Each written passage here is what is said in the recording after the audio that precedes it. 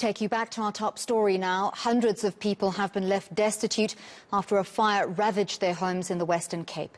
The residents of an informal settlement in Paarl's Dromedaris have lost their belongings. For more details on what's happening there, Project Manager for Gift of the Givers, Ali Sablay, joins us. Ali, thank you very much.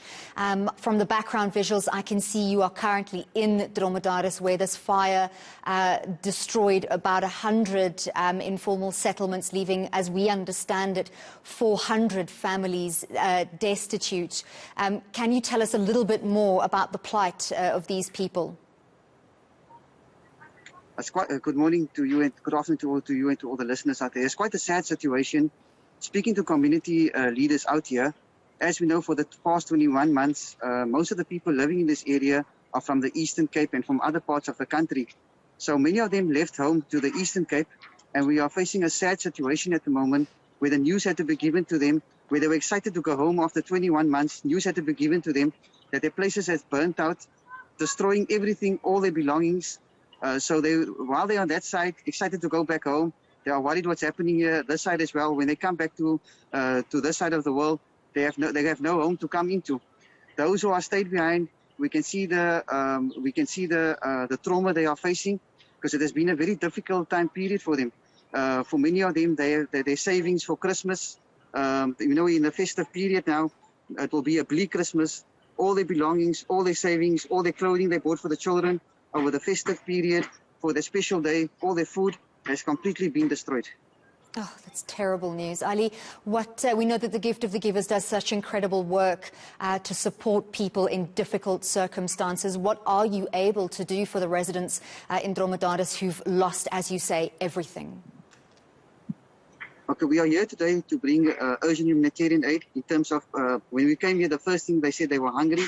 So we're providing not only the affected victims, but the community out here with a hot meal, bottles of water, some mattresses, some blankets, some baby formula, some sanitary packs, but that will not be enough. They are quite concerned that they don't have enough money to purchase building material. We had a meeting this earlier with disaster management, who will be in talks with the municipality tomorrow as to see what building material we can provide as residents. So at least by Christmas Day, they can have one of their structures. They can have their structures up, and we will then be providing them with a food hamper for them to enjoy the special day of Christmas and beyond. But at the moment, we are here for the next few days in providing meals and the necessary support these residents require. Ali, as you said, it might take some time to rebuild these structures. Between yourselves and Cape Town Disaster Management, is there any possibility of offering these people some temporary shelter?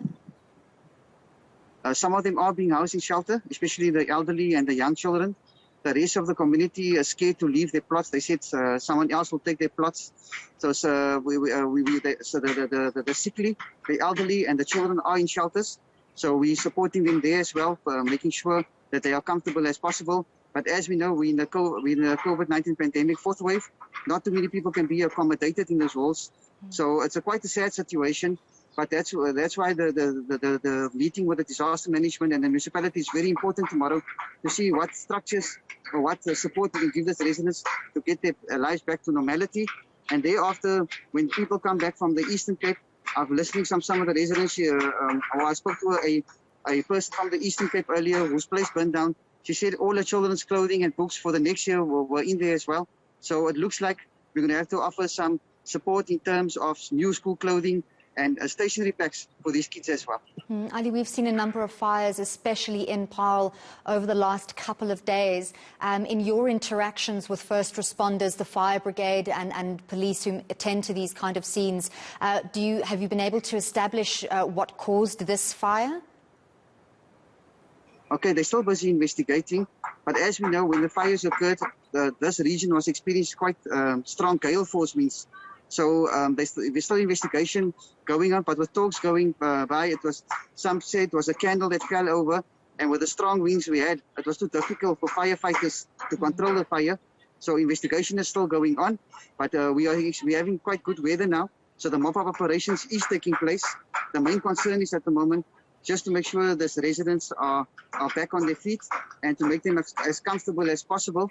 and for many of the elderly people as well, for them to get to their clinics. Many of their medication and goods burnt out. There was 1 or 2 wheelchair cases where people's wheelchairs burnt out. Gift of the Givers will be delivering those new wheelchairs to those 2 recipients tomorrow as well. Thank you so much, Ali Sablay, for all the work that the Gift of the Givers continues to do for people of South Africa in difficult circumstances.